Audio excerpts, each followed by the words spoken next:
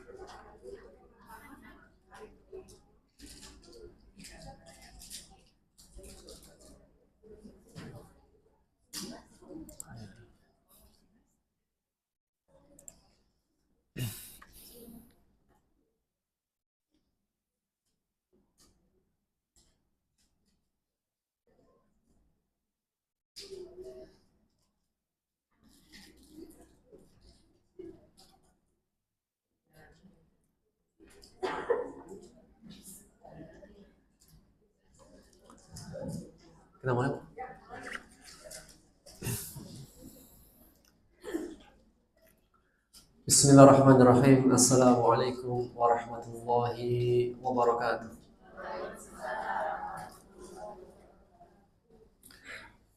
Innal hamdalillah nahmaduhu wa nasta'inuhu wa nastaghfiruh wa na'udzu billahi min shururi anfusina wa min sayyiati a'malina. May yahdihillahu fala mudilla lahu wa may yudlil fala hadiya lahu. أشهد أن لا إله إلا الله وحده لا شريك له وأشهد أن محمدا عبده ورسوله لا نبي ولا رسول بعد أما بعد.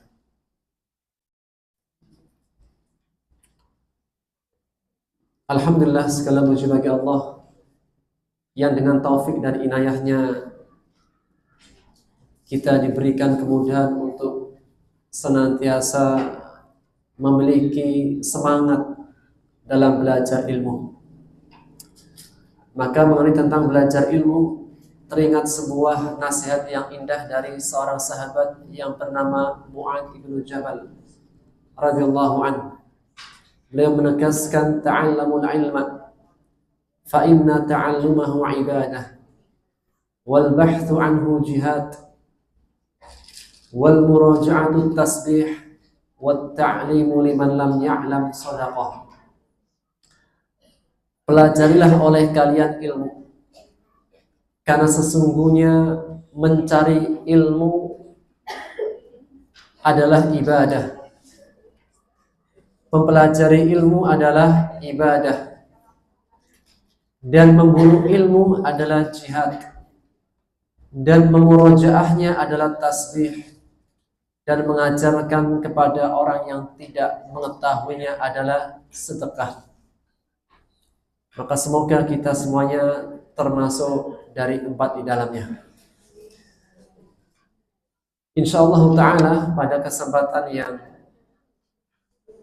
penuh berkah InsyaAllah ta'ala kita akan mengambil materi dari surat Yusuf. Surat Yusuf tentunya bukan surat yang asing di telinga kita. Di antara surat yang jika disebutkan insya Allah kita semuanya mengetahui. Ia adalah salah satu surat yang terdapat dalam Al-Quranul Karim. Surat yang ke-12 dan merupakan surat Makkiyah. Surat ini dinamakan dengan surat Yusuf. Karena surat ini hanya bercerita tentang kisah Nabi Yusuf alaihissalam dan tidak diceritakan yang lainnya. Hanya cerita seputar tentang kehidupan dan keluarga besar Nabi Yusuf alaihissalam. Dan surat ini disifati dengan ahsanul qasas, sebaik-baiknya kisah atau kisah yang terindah dalam kehidupan para nabi dan rasul yang ada dalam Al-Qur'anul Karim. Maka di antara sebabnya kenapa disifati dengan surat ahsanul qasas, maka di antara sebabnya bahwasanya surat ini mencakup tentang ibrah, pelajaran hidup, wal hikam, dan hikmah-hikmah. Ada sebuah ibrah, pelajaran dalam kehidupan, dan hikmah-hikmah yang dapat kita petik dari kehidupan beliau. Maka di antaranya Allah tegaskan di ayat-ayat yang terakhir nantinya, Allah menegaskan laqad kana fi qasasihim ibrah liulil albab. Sungguh pada cerita mereka terdapat ibrah bagi orang-orang yang ulil albab, orang-orang yang berilmu menggunakan akalnya. Karena memang Al-Qur'anul Karim sepertiga isinya tentang cerita, khususnya cerita tentang Nabi Yusuf alaihissalam dengan keluarga besarnya. Kenapa dalam Al-Quran memuat tentang cerita? Karena kehidupan itu layaknya cerita. Kehidupan itu akan berulang kembali meskipun orangnya beda. Dalam artian, alur cerita tentang kehidupan manusia itu sudah ada sebelum-sebelumnya. Meskipun hanya beda zaman, beda tempat, beda pemeran, tapi kehidupan dunia ya itu saja. Oleh karenanya dengan seseorang mempelajari tentang kisah dalam Al-Qur'anul Karim, yang kisah dalam Al-Qur'an asdaq adalah cerita yang benar, yang tidak diada-adakan, yang tidak ada faedahnya. Maka inilah di antara sebab dinamakan dengan, disifati dengan ahsanul qasas. Karena kehidupan itu akan berulang kembali. Hanya saja beda pemerannya. Yang kedua di antara sebab dinamakan ahsanul qasas, karena dalam kisah Yusuf menceritakan tentang sifat pemaaf Nabi Yusuf yang luar biasa dan sifat penyabarnya. Siapa saja yang ingin meneladani tentang sifat pemaaf dalam kehidupan, maka ambillah contoh dari sifat pemaafnya Nabi Yusuf alaihissalam. Barang siapa yang ingin meneladani tentang kesabaran dalam kehidupan, maka ambillah ibrah, pelajaran tentang kesabaran yang ada pada surat Yusuf. Seperti apa pemaafnya dan sabarnya Nabi Yusuf alaihissalam atau yang disebutkan dalam surat Yusuf, insyaallah ta'ala akan kita pelajari di surat ini. Di antara sebab yang lainnya, sebab yang ketiga, disifati dengan ahsanul qasas. Karena dalam surat ini terdapat, disebutkan para nabi. Dalam kisah ini disebutkan para nabi, beberapa nabi. Dan Nabi Yusuf alaihissalam, dia adalah seorang nabi yang dijuluki dengan atau dilakopi dengan Al-Karim, Ibnul Karim, Ibnul Karim, Ibnul Karim. Orang yang baik yang mulia, anaknya orang yang baik yang mulia, anaknya orang baik yang mulia, dan anaknya orang yang mulia. Nabi Yusuf Al-Karim. orang yang mulia. Ibnul Karim, anaknya orang yang mulia. Siapa bapaknya? Yakub alaihissalam, yang nantinya dinamakan Bani Israel, itu kan dinisbatkan kepada Yakub alaihissalam. Dan Yakub Ibnul Karim, anaknya orang yang mulia. Siapa? Ishak alaihissalam. Dan Ishak anaknya Ibnul Karim, anaknya orang yang sangat mulia. Siapa? Ibrahim alaihissalam. Maka Nabi Yusuf alaihissalam Al-Karim, Ibnul Karim, Ibnul Karim, Ibnul Karim.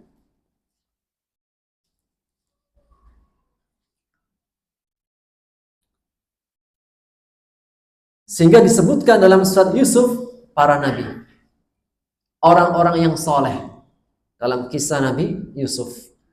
Disebutkan juga para malaikat, disebutkan juga syaitan, disebutkan juga bangsa jin, bangsa manusia, hewan-hewan, perjalanan para raja dan rakyatnya, perjalanan para pedagang, para ulama, orang-orang yang jahil, yang bodoh, laki-laki, perempuan, tipu daya perempuan dan ketegaran seorang lelaki, siasat berpolitik, kenegaraan, kepribadian,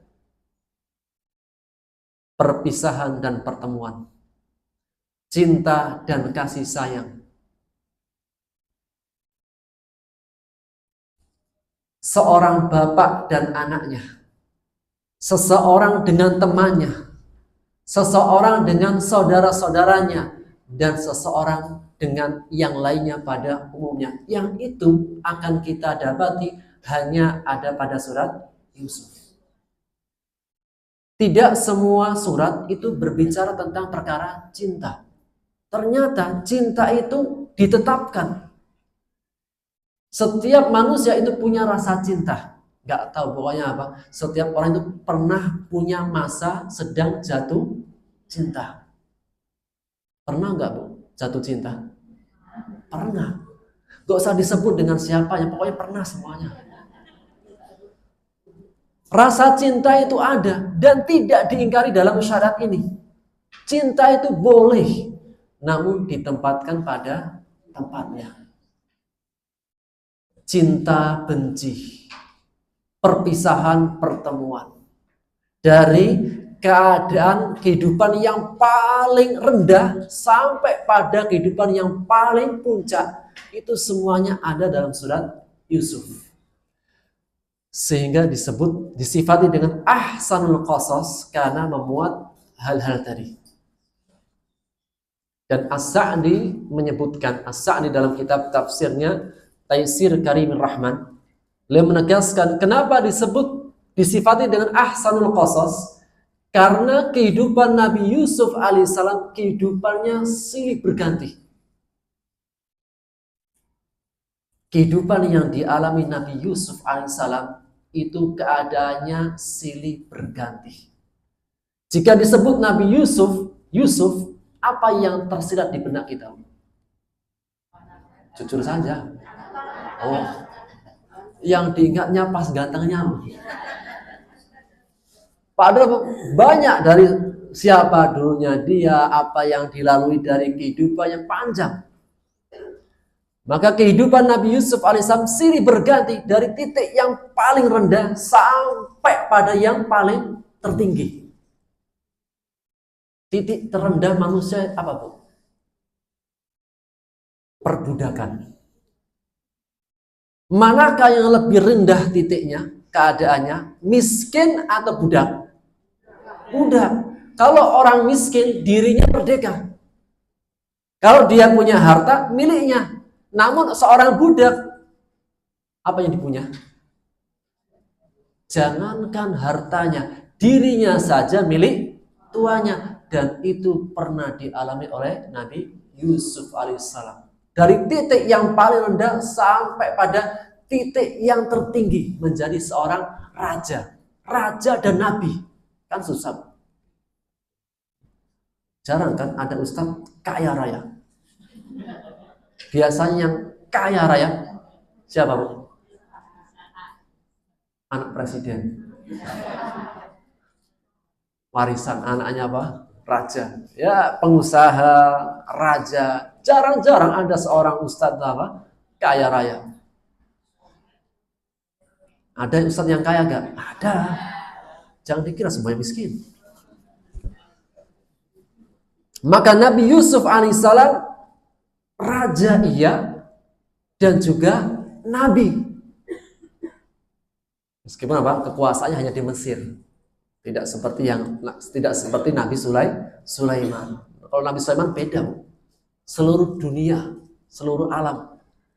Namun Nabi Yusuf alaihissalam pernah mendapatkan nikmat raja iya dan juga seorang nabi.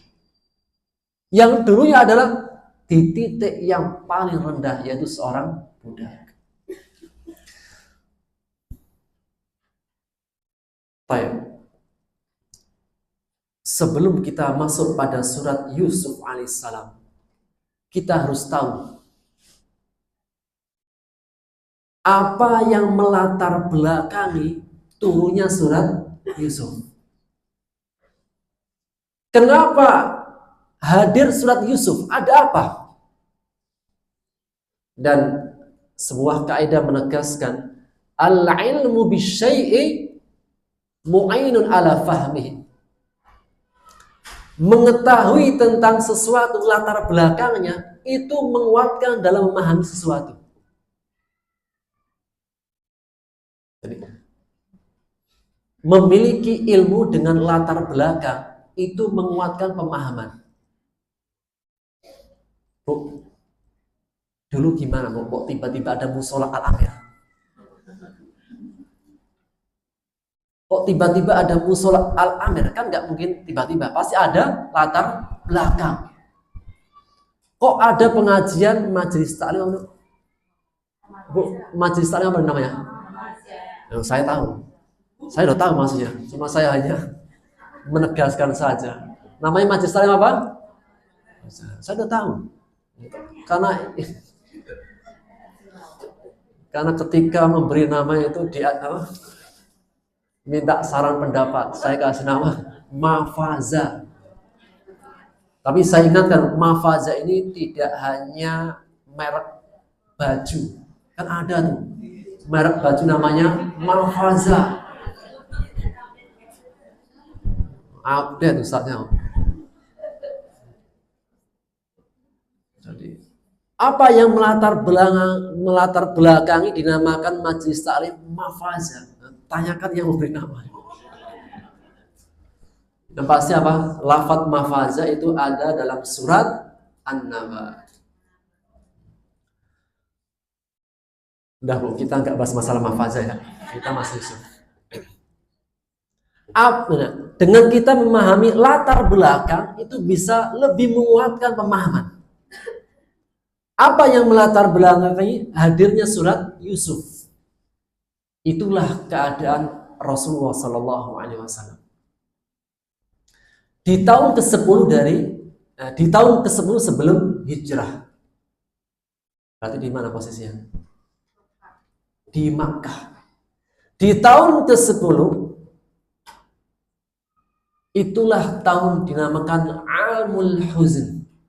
Tahun kesedihan Rasulullah SAW. Begitu berat. Kenapa? Di tahun itu meninggal dua orang yang paling beliau cintai dalam kehidupan ini. Siapakah beliau? Khadijah bintu Khuwailid.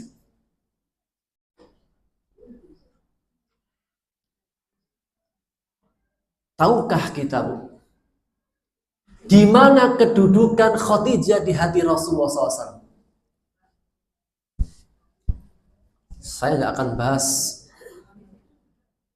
tentang pernikahan Khadijah dengan Rasulullah karena begitu panjang. Nanti apa? Di materi sirah saja. Cuma kedudukan Khadijah di hati Rasulullah SAW seperti apa?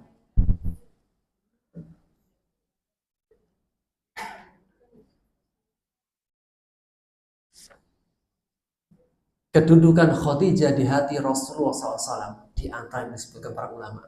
Cukuplah Rasulullah SAW tidak memadu ketika beliau bersama Khadijah. Kapan Rasulullah SAW memadu? Setelah wafatnya Khadijah. Dan setiap kali Rasulullah SAW menyembelih kambing, pasti apa? Sebagian diberikan kepada Khadijah. Bahkan sering nama Khadijah disebutkan, didengar oleh istri-istri yang lain. Sampai Aisyah itu pernah cemburu. Apa-apa Khadijah, kenapa Khadijah? Maka disebutkan, Rasulullah SAW dituntut untuk kenapa Khadijah disebut terus? Dia adalah seorang perempuan yang pertama beriman kepadaku saat yang lain mendustakan. Siapakah seluruh manusia yang pertama kali beriman? Khadijah. Sebelum Abu Bakar, sebelum Umar, sebelum yang lainnya. Siapakah orang yang berjuang dengan Rasulullah dengan hartanya? Khadijah. Siapakah sebagai penguat dalam kehidupan Rasulullah SAW dalam dakwanya? Khadijah. Di antaranya peristiwa ketika turun wahyu. Ketika turun wahyu surat pertama kali, surat apa? Al-Alaq. Taunya Iqra saja. Suratnya surat Al-Alaq ayat 1 sampai 5. Ketika turun surat Al-Alaq ayat 1 sampai 5 itu kan apa? Rasulullah bertemu dengan Jibril yang sebelumnya belum pernah ketemu.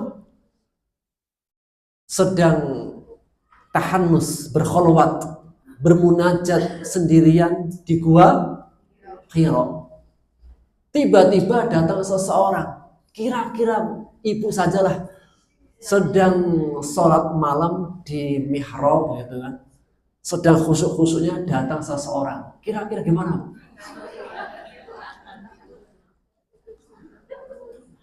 Hah? Ini datang malaikat Jibril kemudian Iqra ya Muhammad, baca Muhammad, ma'ana biqari, apa yang saya baca, sampai dirangkul dengan kuat. Sampai dalam hadis Rasul mengatakan hatta balagha minil jahdu, sampai nafasku sesak. Dan makna dirangkul dengan kuat agar apa? Bahwasanya engkau akan mengalami kehidupan yang berat setelah ini. Harus dengan perjuangan. Tidak bisa setelah ini itu dengan santai-santai, tenang-tenang, enggak, harus berjuang. Kemudian singkatnya selesai dari Gua Hira berjumpa dengan malaikat Jibril, pulang ketakutan menggigil. Orang kalau ketakutan gimana, Bu? Menggigil. Lantas beliau mengatakan, zammiluni zammil, selimuti aku, selimuti aku. Maka pertama kali yang datang itu Khadijah langsung menyelimuti dan menenangkan hatinya. Wahai suamiku, tidak mungkin Allah akan menghinakanmu. Kau adalah orang yang baik, menyantuni anak yatim, menolong orang miskin, memberikan nafkah kepada para janda, menolong orang yang kesulitan, disebutkan kebaikan-kebaikannya. Itu siapa? Khadijah. Padahal keadaannya Rasulullah SAW meninggal, keluar rumah, kemudian berkholwat beberapa hari di gua Hira. Misal itu ada seorang suami sering keluar rumah sehari 2 hari, kemudian pulang-pulang ketakutan, kira-kira gimana? Hah? Kira-kira kalau pas pulang itu dibuatkan air hangat atau disiram air? Ya enggak lah. Ini Khadijah, beda levelnya. Khadijah levelnya beda. Laki-laki yang sempurna itu banyak. Laki-laki yang sempurna itu banyak. Cukuplah semua nabi dan rasul laki-laki. Namun wanita yang sempurna hanya beberapa, di antaranya Khadijah. Jadi yang ingin menjadi perempuan yang sempurna, wanita muslimah yang sempurna, pelajarilah kisah kehidupan Khadijah. PR.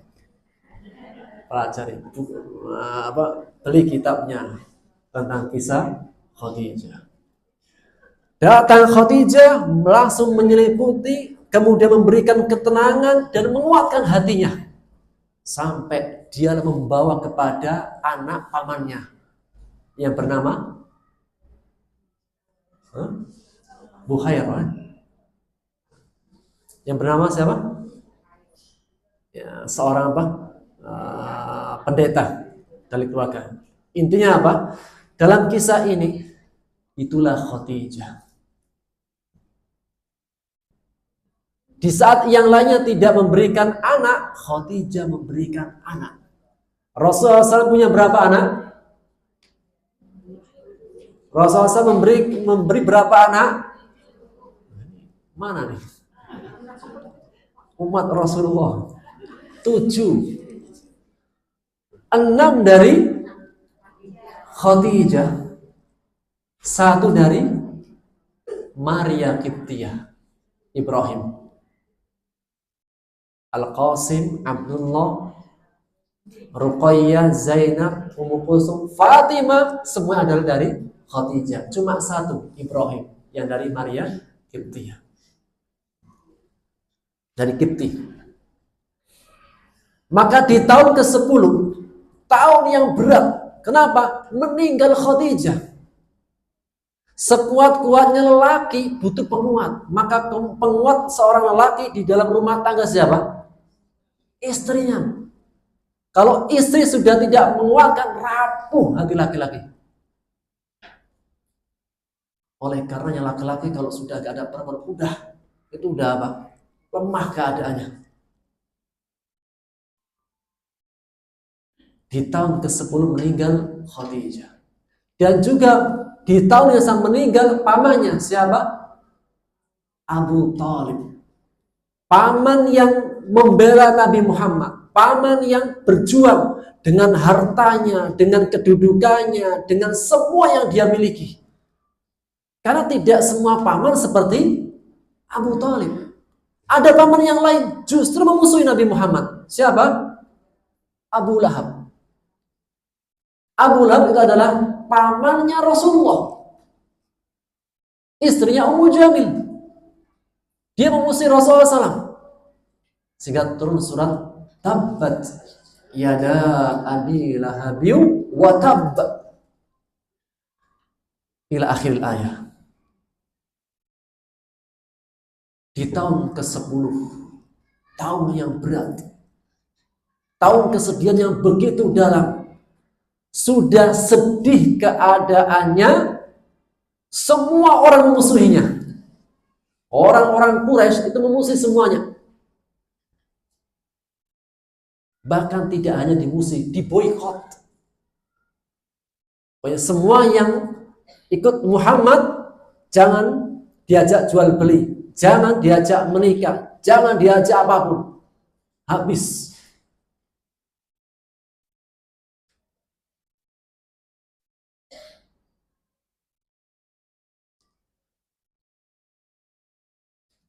Dan yang memusuhi Rasulullah SAW adalah Quraisy. Yang memusuhi Rasulullah adalah Quraisy. Siapakah suku Quraisy?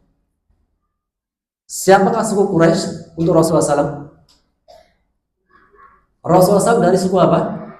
Quraisy. Jadi kalau ditelisik semuanya, orang Quraisy adalah sukunya. Yang memusuhi Rasulullah SAW adalah suku Quraisy pertama kali. Jadi sukunya sendiri yang menolak yang musuhi.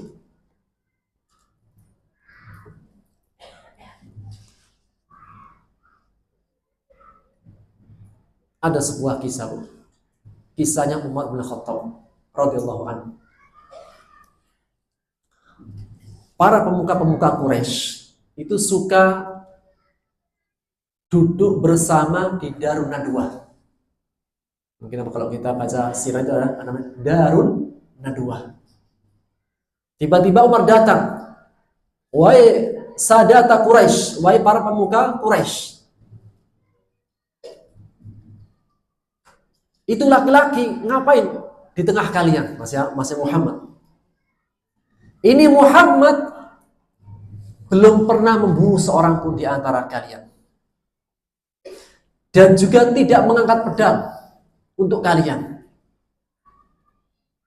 Kenapa harus takut? Kenapa harus takut? Dia tidak membunuh dan tidak mengangkat pedang.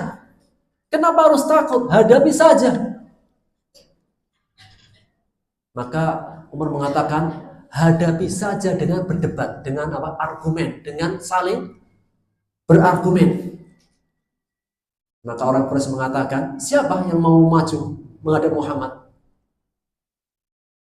Jika demikian, engkau wahai Umar yang berhadapan dengan Muhammad.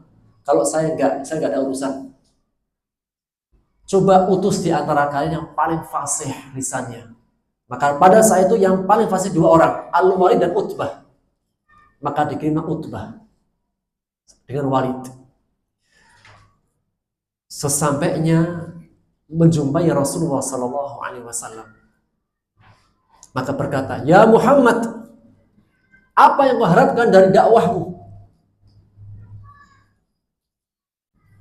Jika engkau dalam dakwah ingin mendapatkan harta, cukup, kami akan kumpulkan harta kita, kami berikan kepadamu. Jika engkau dalam dakwamu ingin menikahi wanita kami, Quraisy, yang tercantik, kami akan berikan 10. Jika engkau ingin mendapatkan kedudukan, maka kami akan berikan kedudukan kepadamu. Rasul tidak menjawab. Kemudian ditanyakan kembali, wahai Muhammad, siapakah yang lebih baik, dirimu atau bapakmu? Pertanyaan yang berat untuk dijawab. Manakah yang lebih baik, dirimu atau kakekmu? Siapa kakekmu? Abdul Muttalib. Jika engkau lebih baik, sesungguhnya apa? Kami dan kakekmu, kami dan ayahmu itu apa? Menyembah Tuhan yang sama. Masa musyrik. Jika tidak, ya sudah, kita angkat pedang. Kita berperang, siapakah di antara kita yang terkalahkan, yang menang? Akhirnya apa? Utbah diam. Rasul mengatakan, hal faradta ya Utbah? Sudah selesai, wahai Utbah? Sudah. Akhirnya Rasul membacakan surat Fussilat. Dibacakan surat Fussilat. Sampai pada firman Allah, jika kalian tidak berhenti, aku akan peringatkan kalian dengan sa'iqatul adab. Petir adab seperti menimpa umat-umat sebelumnya. Langsung terdiam Utbah. Utbah ini seorang yang fasih bahasa apanya, paham dengan bahasa Arab. Mendengarkan Quran nggak kuasa. Kemudian mengatakan, diam Muhammad, diam, cukup. Akhirnya apa? Dia pulang ke Darun Nadwa menjumpai para pemuka Quraisy. Ketika menjumpai pemuka Quraisy, berkata Abu Jahal, sesungguhnya aku melihat wajahnya Utbah tidak seperti di awal. Ini ada apa gerangan kok sudah berubah? Maka berkata Utbah, wahai sadata Quraisy, wahai para pemuka Quraisy, sesungguhnya perkataan yang dibaca Muhammad la halawa, begitu manis. Wa fawqahu la talawah, di atasnya keindahan yang luar biasa. Wa innahu la mughdiqun wa musmir. Perkataannya penuh dengan kebaikan-kebaikan dan membuahkan hasil kebaikan yang begitu besar. Hada ra'yi fasna'u ma syi'tum. Ini pendapatku dari mengomentari perkataan Muhammad, perbuat terserah. Siapa? Ini saya orang paling fasih di antara kalian, saya menilai perkataan yang terindah, termanis, terbaik, paling baik kebaikannya. Ini pendapatku, silahkan berpendapat yang lain. Dan biarkan dia dengan ucapannya. Kenapa? Jika Muhammad menang, nasruhu nasruna. Jika Muhammad menang dari semua umat, kemenangannya kemenangan kita. Quraisy. Wa mulkuhu mulkuna. Jika dia mendapatkan kerajaan, kita juga termasuk. Quraisy. Wa izzuhu izzuna. Jika dia mendapatkan izzah, itu kemuliaan juga akan kita dapatkan. Kita Quraisy. Namun mereka apa? Ya, berkata Abu Jahal, ya Utsbah, laisa hadzal ladzi arsalnak. Bukan tujuan ini yang kami utus. Maksudnya tujuan kami itu untuk menghinakan Muhammad, bukan malah memuliakan, memuji Muhammad. Ala kulli hal, semua orang Quraisy sudah tidak mau mendengarkan dan memusuhi. Dan permusuhan itu begitu berat di tahun ke-10.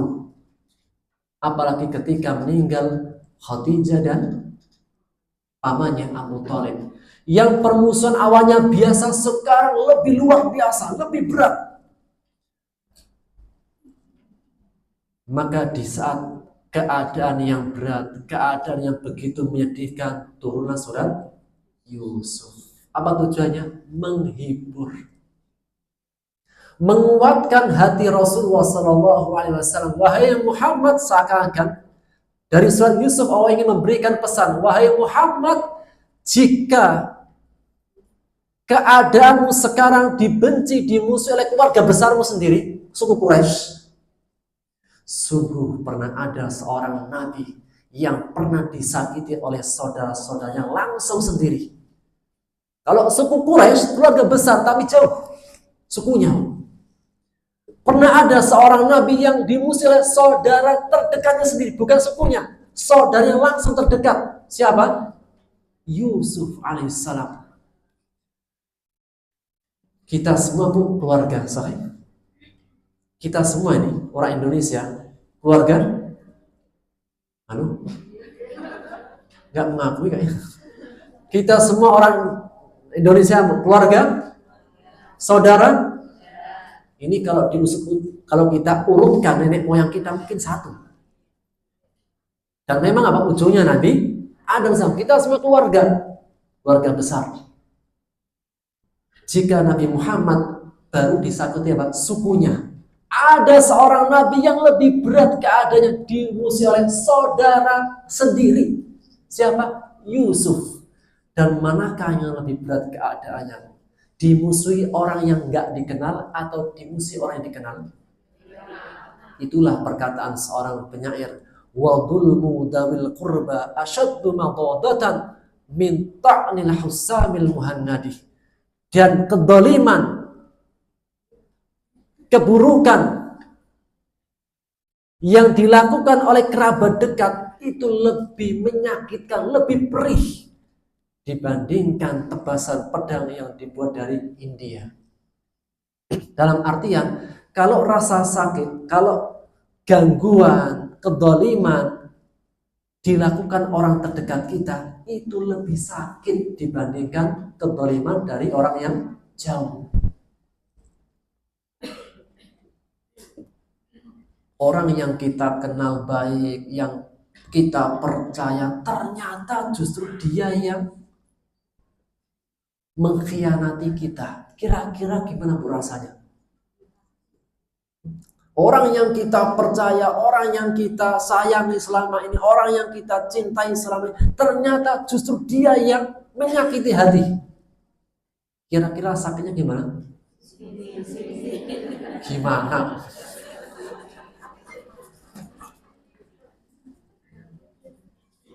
Karena terkadang dalam kehidupan datangnya sakit itu dari orang yang terdekat kita sendiri.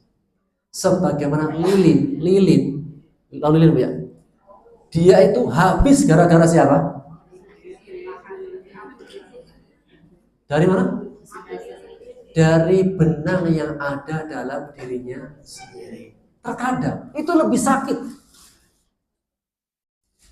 Maka surat Yusuf memberikan penghibur. Nabi Yusuf disakiti. Namun di ujungnya mereka nanti yang akan memuliakan, mengakui kebaikan Yusuf. Nabi Yusuf disakiti, didengki, diiri, disakiti, sampai akhirnya dijauhkan dari bapaknya, tidak bertemu dengan bapaknya berapa tahun? 40, ada yang 80 tahun. Dipisahkan dari bapaknya sendiri. namun akhirnya ada hari perjumpaan. Seakan-akan Allah memberikan pesan kepada Muhammad. Yusuf pernah dipisahkan, namun akan ada hari perjumpaan. Setiap dari kita yang bertemu, berjumpa di dunia pasti akan berpisah. Sorry? Setiap ada pertemuan pasti ada. Ada gak yang yakin dari kita? Gak mungkin berpisah. Gak mungkin, Bu. Sunnatullah berpisah. Setiap ada pertemuan pasti ada berpisah. Itu sunnatullah. Namun yakin seyakin-yakinnya setiap perpisahan pasti ada perjumpaan yang abadi. Di mana? Surga. Perpisahan itu hanya di dunia. Namun kelak kita akan berjumpa kembali. Seakan-akan, wahai Muhammad, lihatlah Yusuf. Ya, saat ini kamu dimusuhi oleh sukumu sendiri. Dan bahkan tidak hanya dimusuhi, disakiti, diusir. Siapa yang menjadikan Nabi Muhammad keluar dari Mekah? Suku Quraisy. Apa kesepakatan suku Quraisy terakhir? Membunuh, sepakat membunuh. Ini Muhammad kalau dibuang nggak mungkin. Kenapa? Pengikutnya banyak. Maka satu-satunya cara adalah bunuh. Mereka berpikir juga, kalau kita bunuh, ini kita berhadapan dengan kabilahnya Abdul Manaf, Abdul Muthalib. Besar nih masalahnya. Akhirnya mereka berunding. Oh, kalau gitu apa? Kita keroyok bareng-bareng. Gimana caranya? Semua suku-suku Quraisy mengirimkan pemudanya bawa pedang. Kemudian kita bunuh rame-rame dengan masing-masing pedang kita. Sehingga darahnya itu apa? Berceceran di semua kabilah. Sehingga susah bagi keluarga Hashim untuk meminta balasan. Oh, benar juga. Akhirnya apa? Malam-malam tiba pemuda-pemuda dari suku Quraisy berkumpul membawa pedangnya, menghunuskan pedang, ingin membunuh di kamar Rasulullah.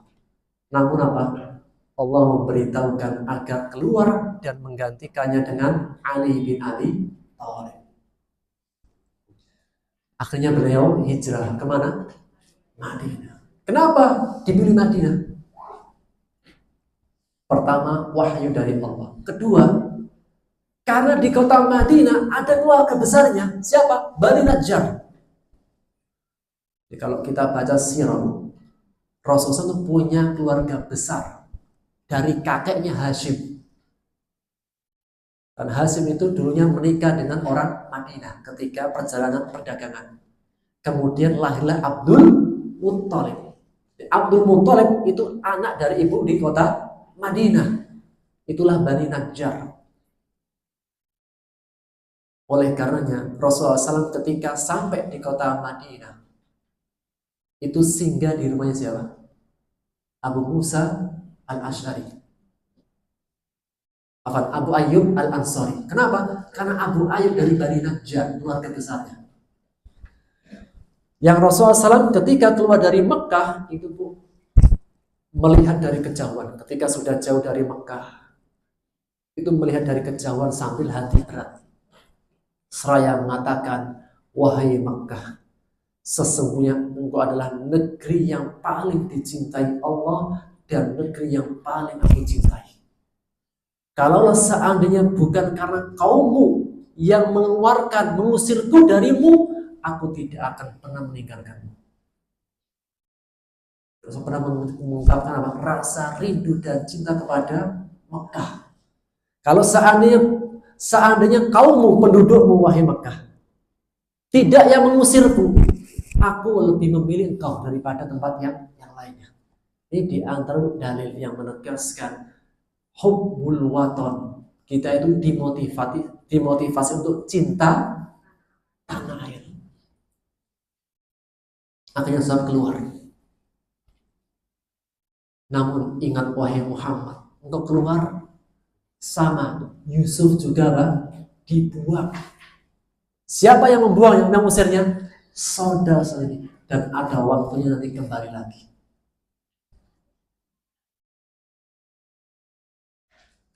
Maka hadirlah surat Yusuf sebagai penghibur hati Muhammad sallallahu alaihi wasallam. Yusuf alaihissalam. Siapakah Yusuf? Ibnu Yaqub, Ibnu Ishaq, Ibnu Ibrahim alaihissalam. Al-Karim, Ibnul Karim, Ibnul Karim, Ibnul Karim. Maka sebelum kita masuk pada kisah Nabi Yusuf alaihissalam, perlu kiranya kita membahas sedikit tentang siapa itu Nabi Yaqub alaihissalam. Nabi Yaqub alaihissalam adalah anaknya Ishak.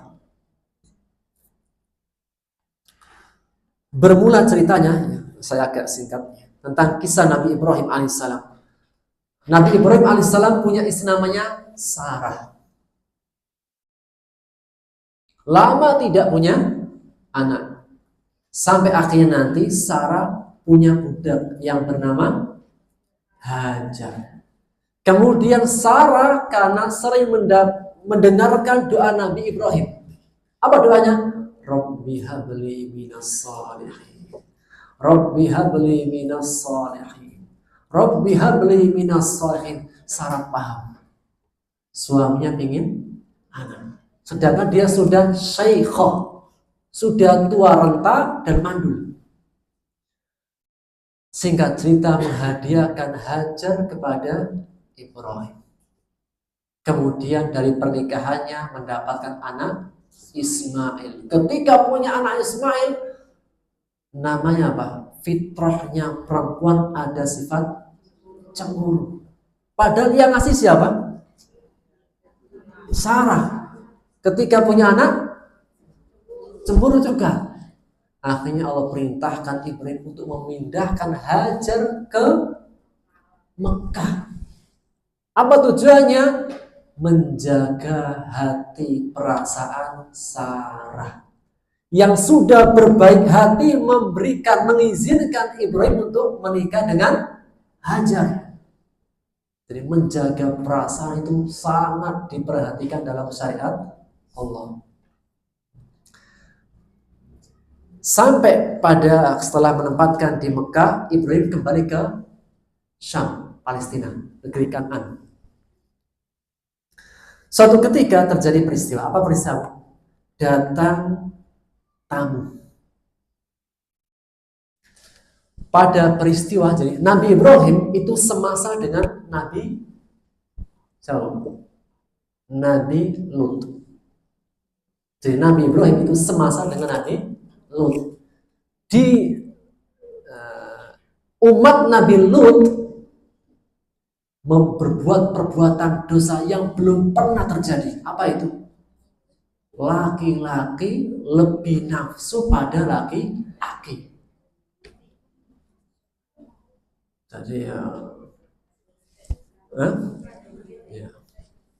jeruk makan apa? Maka Allah mengirimkan malaikat-malaikat karena sudah tidak bisa disadarkan, akhirnya disadarkan dengan malaikat. Maka malaikat datang kepada Nabi Lut. Sebelum datang ke Nabi Lut, malaikat-malaikat melewati rumahnya Nabi Ibrahim alaihissalam, menjelma sebagai seorang tamu. 3 orang. 3 malaikat. Jadi malaikat bisa menjelma. Jadi makhluk Allah yang bisa menjelma malaikat. 2 jin. 3 jelmaan manusia. Manusia tidak bisa menjelma. Ketika itulah firman Allah dalam surat Ad-Dariyat ayat 24 sampai 37, atau juga dalam surat Hud ayat 69 sampai 79, dan juga dalam surat Hud ayat 69 sampai 81. Allah berfirman, yang saya bacakan artinya, sudahkah datang kepada kalian berita cerita tentang tamu-tamunya Ibrahim yang dimuliakan? Ketika bertamu di rumah Ibrahim, assalamualaikum, waalaikumsalam, langsung apa? Dipersilakan masuk. Tamu Jika ada seorang tamu, apa yang sikap kita sebagai sahibul bait? Rasulullah Shallallahu Alaihi Wasallam bersabda dalam hadis riwayat Muslim dari sahabat Abu Hurairah radhiyallahu anhu. Rasulullah bersabda, barang siapa yang beriman kepada Allah dan hari akhir, fal yukrim dhaifahu, muliakan tamunya. Maka dalam memuliakan tamu, dalam memuliakan tamu dan ada bertamu, ada memuliakan tamu, hari pertama diistimewakan. Kalau setiap harinya kita makannya pakai ikan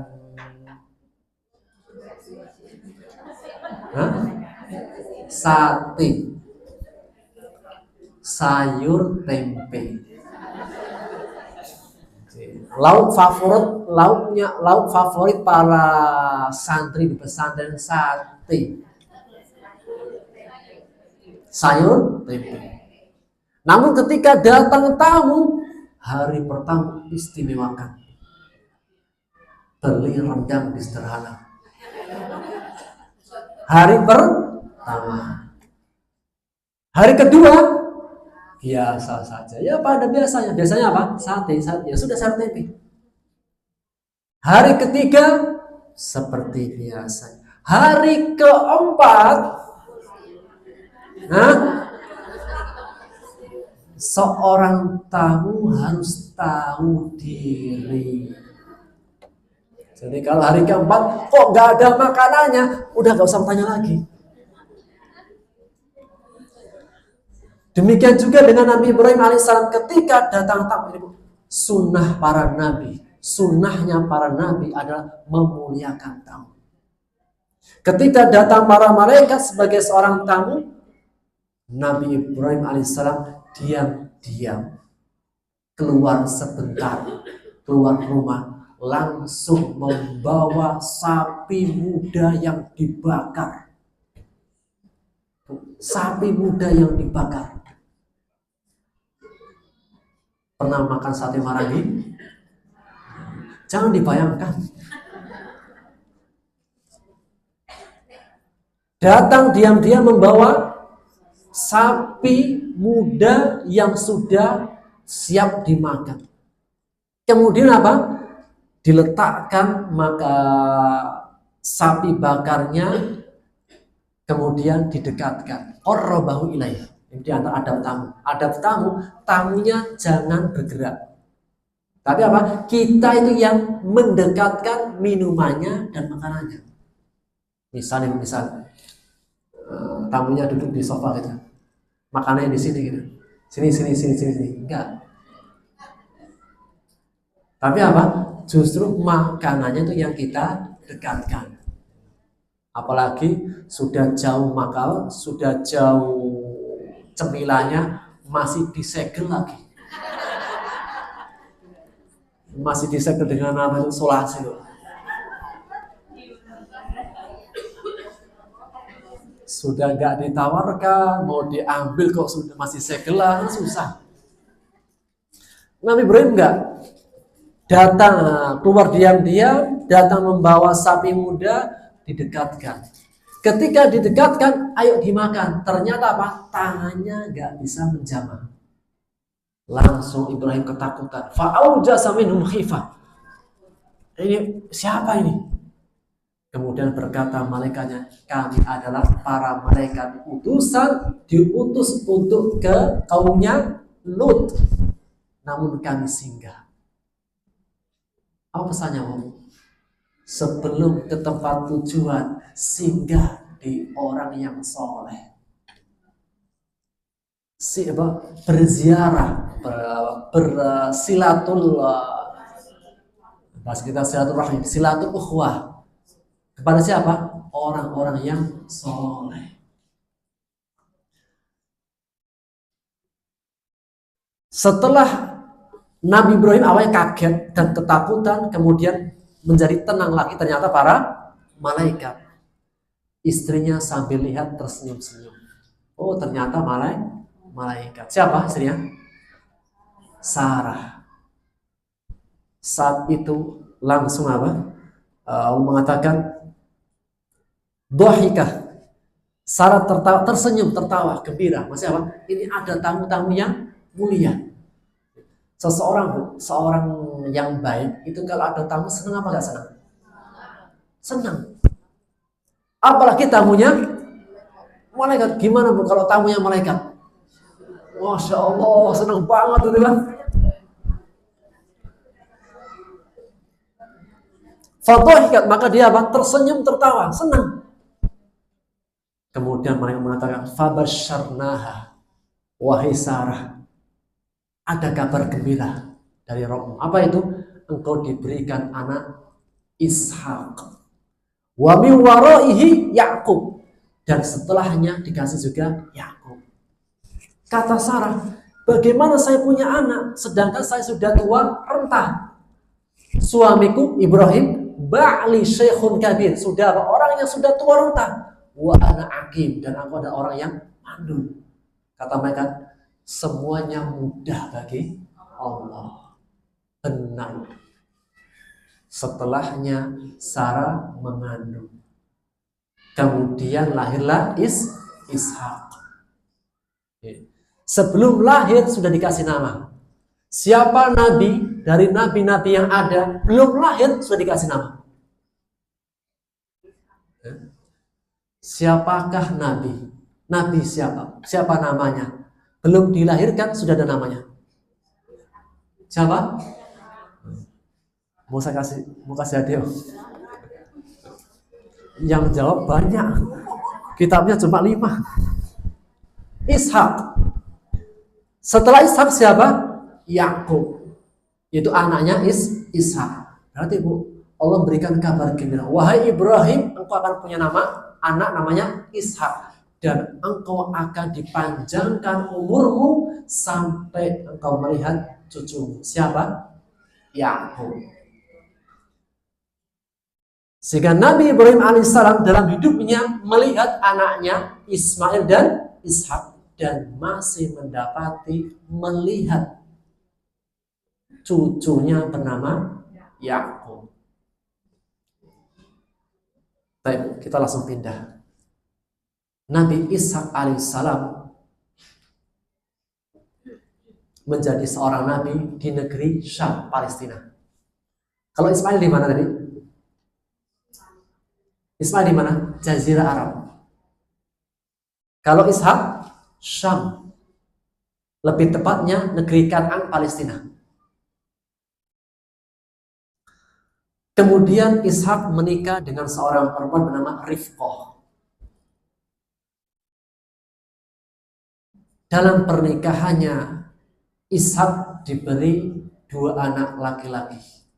Tahu aman, yaitu 2 anak kembar sekaligus. Siapa itu? Ishak dan Afan. Ishak dikasih 2 anak kembar, Is dan Yakub. Ishak punya anak kembar dari pernikahan dengan Rifqah. Punya anak kembar namanya Is dan Yakub.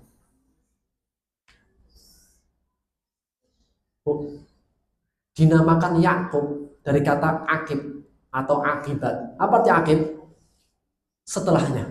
Akibat. Akibat itu di awal atau di akhir? Di akhir. Dinamakan Yakub li'annahu ja'a ya'ti ba'dahu, karena dia datang setelahnya langsung. Yang punya anak kembar itu ketika keluar langsung dua-duanya apa satu-satu? Meskipun kembar kan? Satu-satu kan? Pertama keluar siapa? Is. Baru setelahnya langsung keluar Yakub, kembar. Dinamakan Yakub karena datang setelah Is. Dan nama Yakub inilah yang diberitakan dalam Al-Quran pada kisah yang pertama. Wahai Sarah, wahai Ibrahim, kami berikan kabar gembira dengan anak siapa? Ishak, dan setelahnya di belakangnya cucunya Yakub. Hingga akhirnya Is dan Yakub tumbuh besar. Dan qadarullah Nabi Ishak terkena buta, masih tidak bisa melihat di akhir daripada hayatnya, kehidupannya.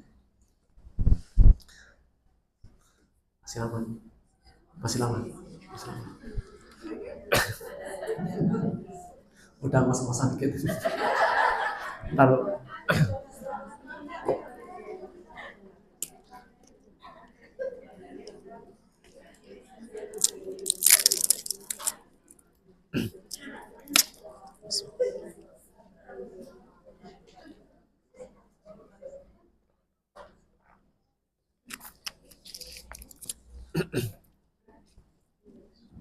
Tes.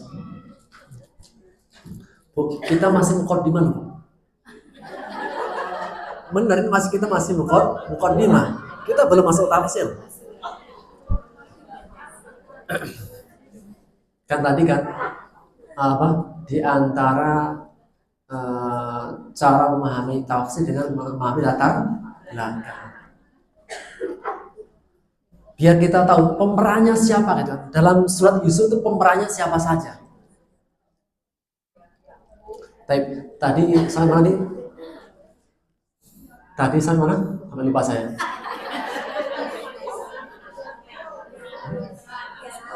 Nabi Ishak punya 2 anak. Siapa nih?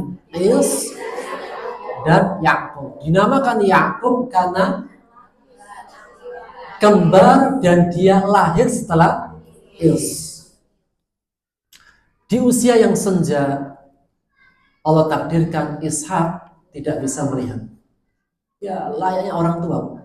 Kan orang tua terkadang di antara orang tua tidak bisa melihat. Maka suatu ketika Nabi Ishak itu ingin makan daging, tapi daging buruan. Dan Ishak dan Ayus dan Yakub ini keadaan yang berbeda. Kalau Yakub kebiasaannya mengembala kambing. Kalau Ishak berburu.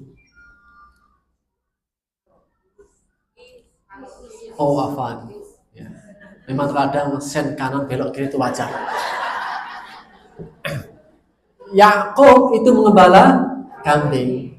Ayus berburu. Kalau Ayus itu mirip kayak kakeknya Ismail. Ismail itu pintar berburu. Ishak mengembala kambing. Tapi juga terkadang berburu. Maka Yakub itu lebih pada keahlian mengembala. Adapun Ais berburu. Di sini Bu terbagi. Jadi suami istri Ishak dan Rifqo punya 2 anak laki-laki. Biasanya kalau punya anak 2 laki-laki gimana? Satu-satu kan? Yang satu yang mana nih? Yang paling dicinta. Maka sebagai seorang laki Bu, sebagai seorang laki itu suka anak pendiam atau tantangan? Laki-laki nih. Udah, karena ibu kan laki-laki jadi gak bisa jawab. Ibu-ibu suka anak yang lembut, pendiam atau yang banyak aktifnya? Gak jadi gak gitu. Rifqo, istri Ishak itu lebih condong kasih sayangnya kepada Yakub. Adapun Nabi Ishak lebih condong pada Ayus. Maka suatu ketika Ishak mengatakan, wahai anakku Ayus, saya ingin memakan daging, tapi dagingnya daging buruan. Bu, konon rasanya, konon antara hewan liar dengan hewan ternak itu katanya lebih nikmat. Beneran?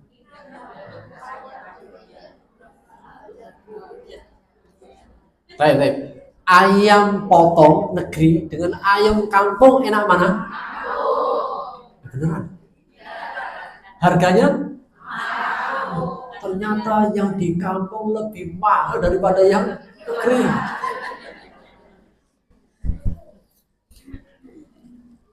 Akhirnya apa?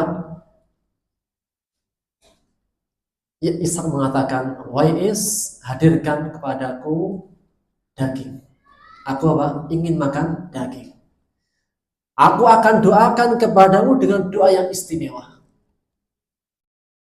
Percakapan antara Nabi Ishak dengan anaknya Is didengar oleh istrinya. Dan istrinya lebih sayang kepada Yakub.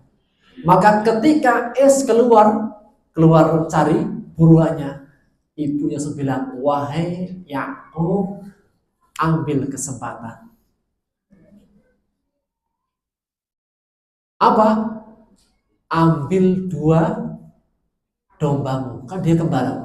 Jadi kalau Es gak punya hewan gembalaan, dia harus cari dulu. Kalau Yakub sudah punya, ambil 2 gembalamu, potong. Kemudian pakailah kulitnya, pakailah kulitnya. Kenapa? Is itu Bu, dia itu orangnya banyak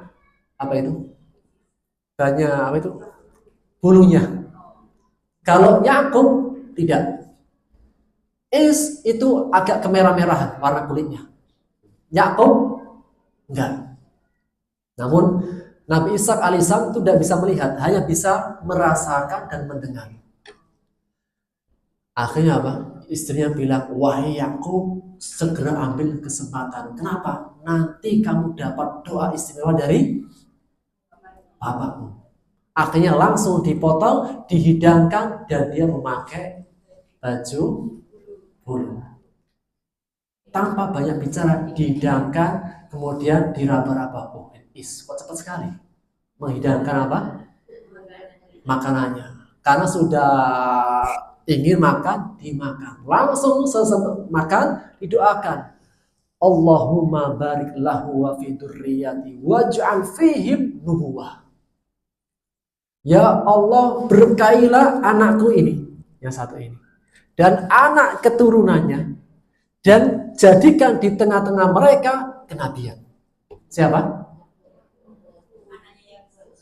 Anaknya Ishak. Harapannya siapa yang didoain? Tapi ternyata atas perintah siapa? Itulah Bu, istri itu, perempuan itu gitu.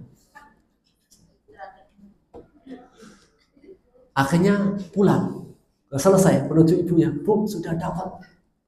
Tidak lama kemudian datang Is. Datang di sore hari membawa buruannya, dihidangkan. Nabi Ishak tidak bisa melihat. Bukankah kamu sudah mendatangkan dagingnya? Kan sudah saya makan. Di sini Bu, ternyata apa? Kesempatan ini diambil oleh Yakub. Usut punya usut, ternyata siapa yang perintahkan? Ibunya. Ibu.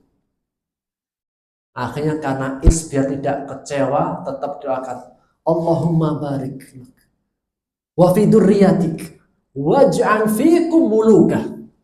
Ya Allah, berkailah anak keturunannya dan jadikan di tengah mereka raja-raja. Dan dari keturunan inilah apa? Semua Bu, nasabnya kepada Rum. Banu Ahmar itu apa? Suku merah Romawi pada umumnya itu garis keturunan adalah Kalau Israel, Yakub. Singkat cerita akhirnya Bu, ya, ada 2 riwayat. Satu riwayat, Nabi Ishak alaihissalam memerintahkan kepada Yakub untuk menemui pamannya yang ada di Harran, daerah Irak. Dalam riwayat yang lain, merasa apa? Doanya separuh. Maksudnya seharusnya doanya untuk dirinya diambil oleh Yakub. Akhirnya dia apa? Merasa kesel sama adiknya, dikejar. Ketika dikejar, lari ke pamannya, ngumpet di rumah pamannya. Di mana? Di Haron. Harun ada menegaskan di daerah Irak. Dua riwayat. Satu riwayat Nabi Ishak yang memerintahkan Yakub. Riwayat yang kedua karena dikejar oleh Is. Sesampai di Haron ketemu dengan pamannya bernama Laban. Laban ini juga pengembala kambing. Pas. Jadi yang ahli mengembala kambing siapa? Yakub.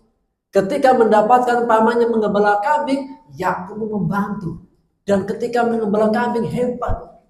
Jadi dalam mengembala kambing itu juga ada keahliannya, ada ilmunya. Dalam perjalanannya ternyata Laban punya dua putri, Rohil sama Lia. Lia sama Rohil. Kemudian Yakub itu jatuh hati dengan Rohil. Rohil itu adiknya Lia. Jadi Laban punya dua putri, Lia sama Rohil. Kemudian Yakub itu ingin mengajukan diri untuk menikahi anak pamannya. Siapa? Rohil, adiknya Lia. Singkat cerita, maka dia mendatangi Laban. Wahai paman, aku menginginkan saya menikah dengan salah satu putrimu.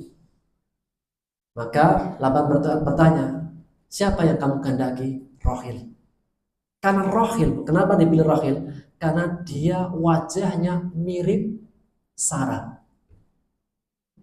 Mirip Sarah. Sarah itu siapa? Neneknya, istrinya Ibrahim alaihissalam. Dan zaman itu wanita yang tercantik Sarah. Jadi wanita tercantik saat itu adalah istrinya Nabi Ibrahim bernama Sarah. Yang wajah disebutkan dalam riwayat Israiliyat kayak Hawa. Singkat cerita, ya sudah, aku akan nikahkan, tapi dengan syarat. Apa syaratnya? Engkau bekerja sebagai mahar 7 tahun mengembala.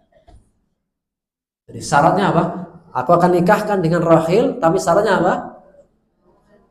Mengembala kambing 7 tahun. 7 tahun gimana? Lama atau bentar? Ya sepakat, ya sudah sepakat. Sampai akhirnya datang akhir 7 tahun. Ketika di tahun ke-7 dinikahkanlah. Ketika dinikahkan rame-rame, diadakan walimah, semuanya keluarga pasti panggil. Ya, ternyata dinikahkan dengan Lia, dengan kakaknya. Ya, apakah ketika menikah harus melihat? Kan enggak kan? Bapaknya datang, aku nikahkan putriku, diterima. Aku terima nikahnya, selesai kan? Maharnya 7 tahun. Tapi nggak tahu yang mana. Ternyata ketika selesai menikah, kemudian ternyata siapa? Lia. Maka dia mengatakan, wahai paman, bukankah aku minta Rohil? Kata Laban, enggak. Adat kami, kebiasaan kami, atau dalam syariat kami, tidak menikahkan yang kecil sebelum yang besar menikah.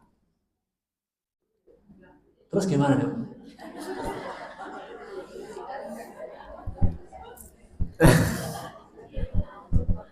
Ya sudah, tetap berjalan pernikahan. Wahai Yakub, jika engkau menginginkan Rahim, masih ada kesempatan. Apa kesempatannya? Kamu kerja 7 tahun lagi, baru menikahkan dengan Rahim. Sanggup? Sanggup. Bu, kalau sudah hati cinta, jangankan 7 tahun, jangankan satu beda pulau, 2 pulau pun dilewati. Kalau hati sudah cinta. Mungkin ada yang bertanya, kok adik kakak boleh di syariatnya Nabi Yakub?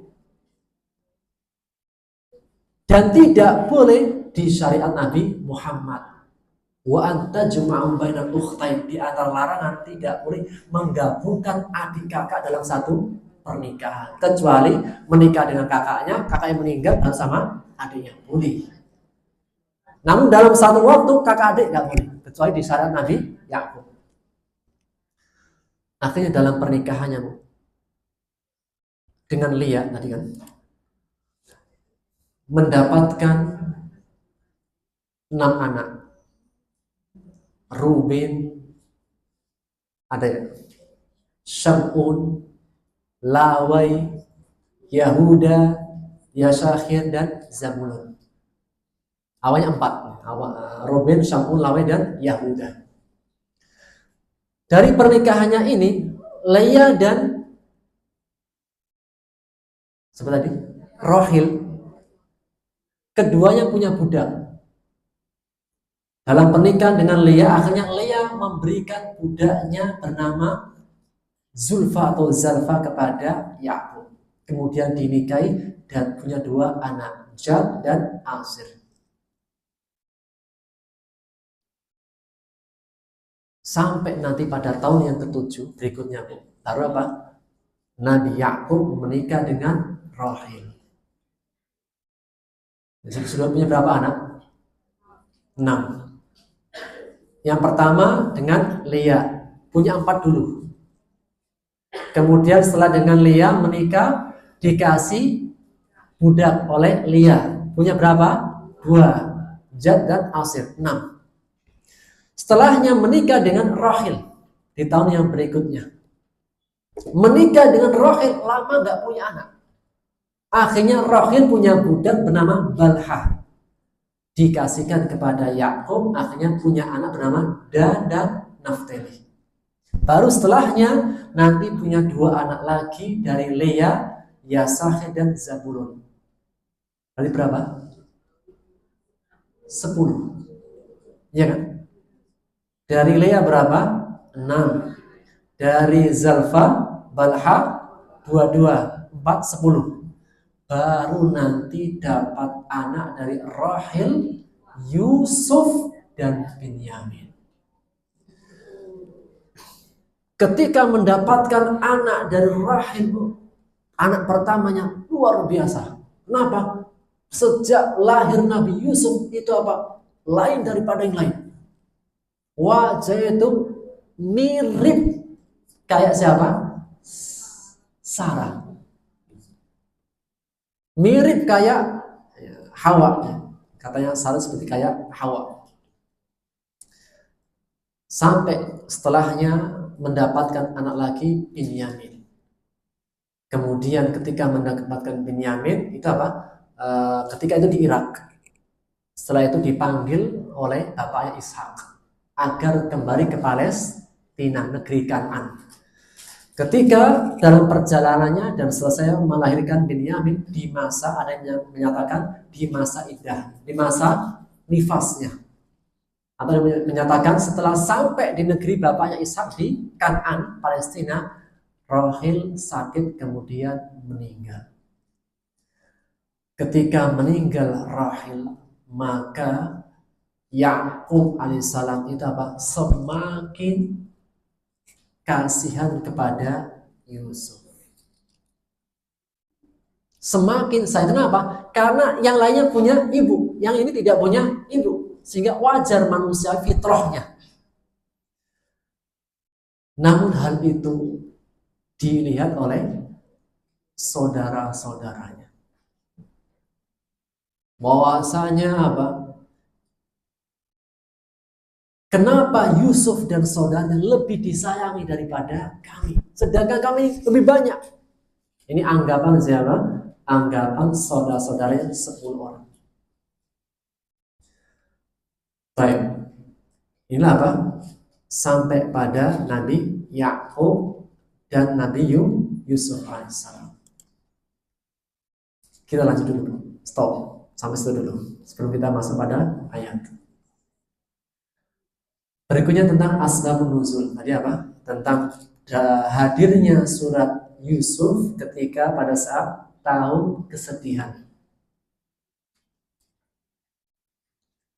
Seakan-akan, wahai Muhammad, jika sukumu membencimu, memusuhimu, hingga akhirnya engkau dikeluarkan dari Mekah, sesungguhnya apa? Sudah ada orang yang seperti dirimu. Siapa?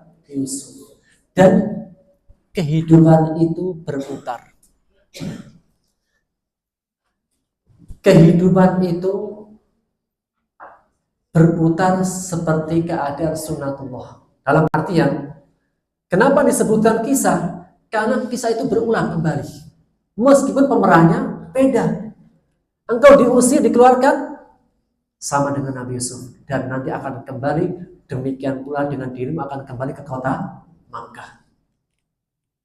Di antara sebab yang lain, sebab yang juga menguatkan, Rasulullah SAW suatu ketika ada seorang di luar Arab, ada orang Arab yang bernama Nadhr bin Haris. Nadhr bin Haris ini jika datang dari luar, kemudian datang ke Mekah, suka cerita. Dan manusia pada umumnya suka dengan cerita. Makanya orang kalau diceritain sampai bisa tidur kan? Mau tidur malam, anak-anak bilang apa?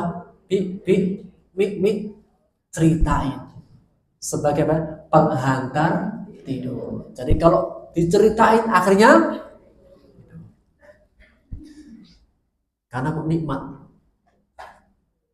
Apalagi kisah yang hak, yang kebenaran, yang kita bisa mengambil pelajaran yang hak. Maka Nadhr bin Haris setiap datang ke Quraisy sering cerita. Qasas, orang yang suka cerita. Ceritanya aneh-aneh.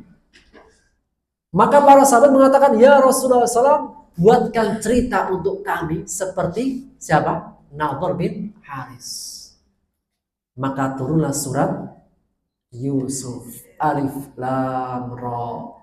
Tilka ayatul kitabil mubin. Inna anzalnahu Qur'anan Arabiyya la'allakum ta'qilun. Nahnu naqussu 'alaika ahsanal qasas. Itulah surat Yusuf. Dalam riwayat yang lainnya,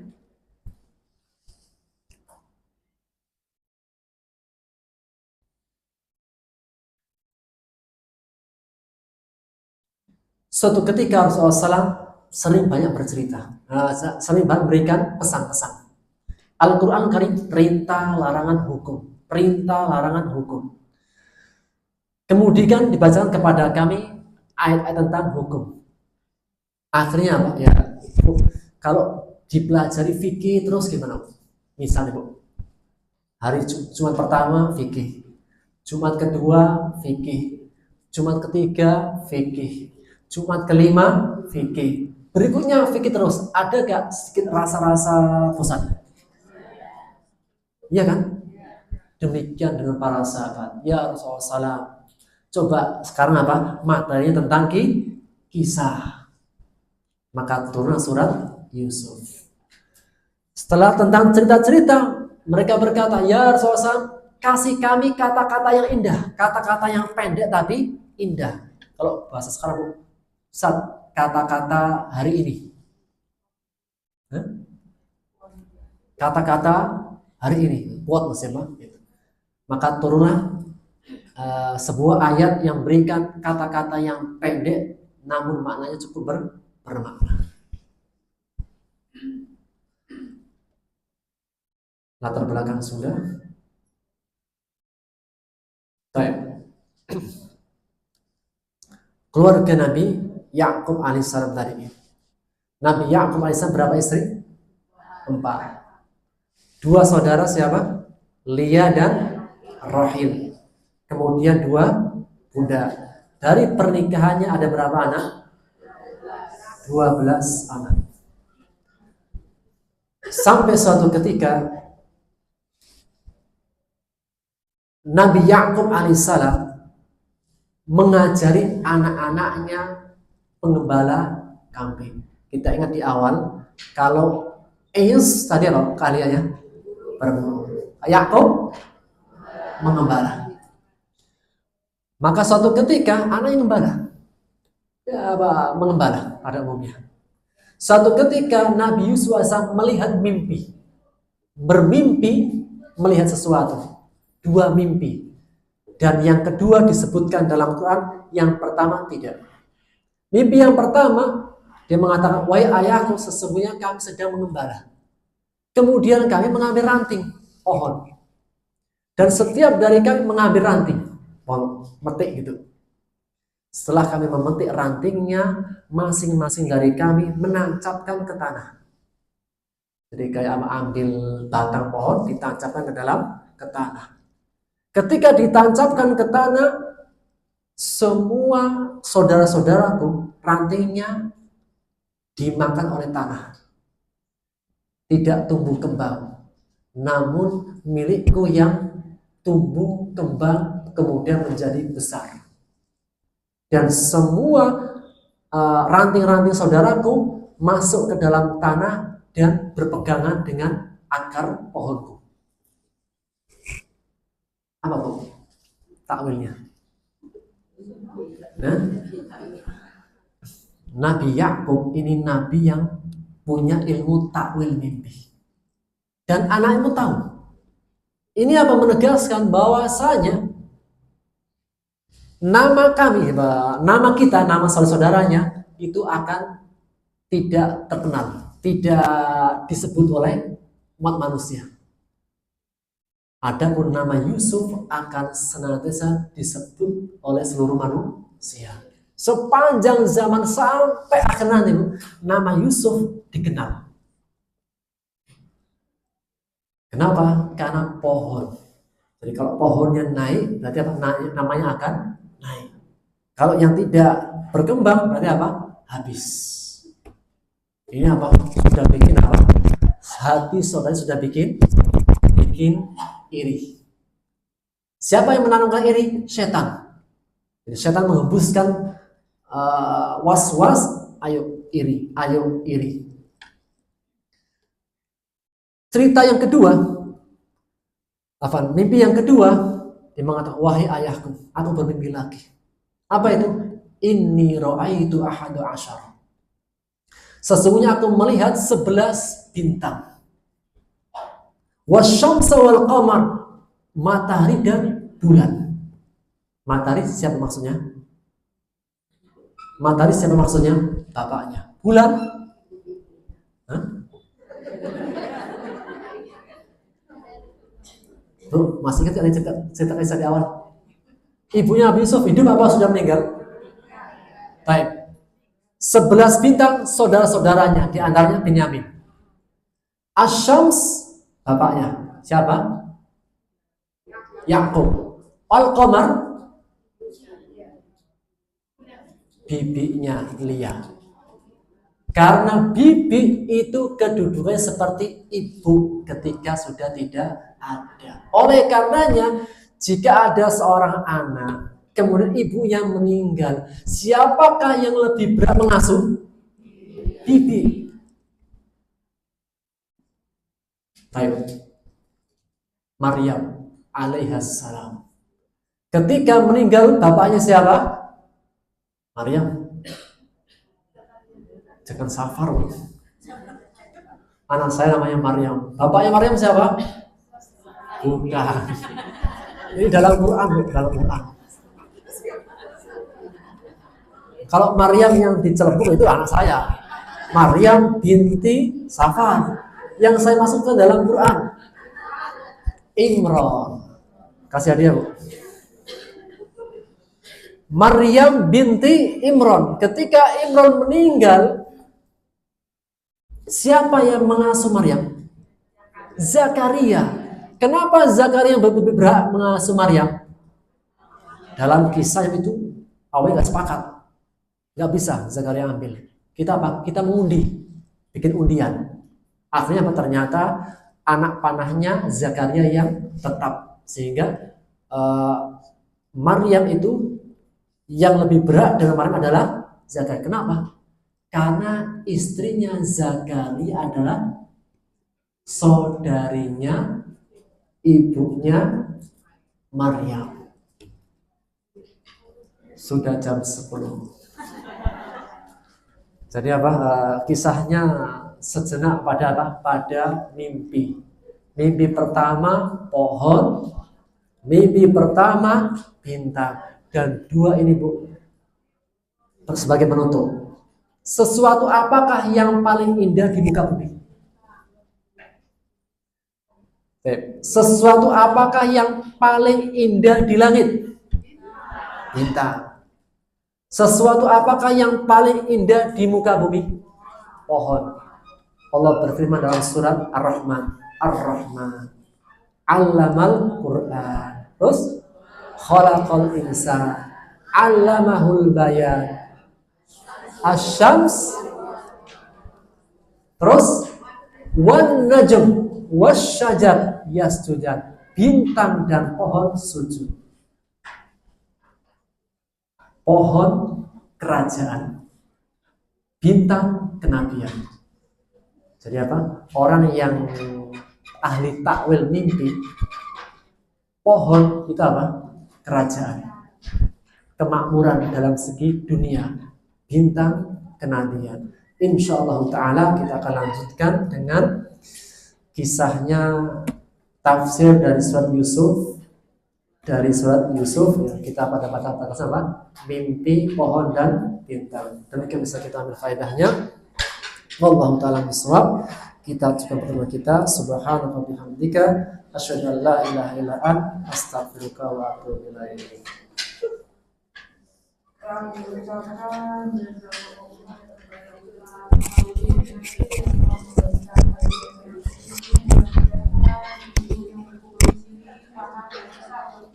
Menerapkan kehidupan sehari-hari.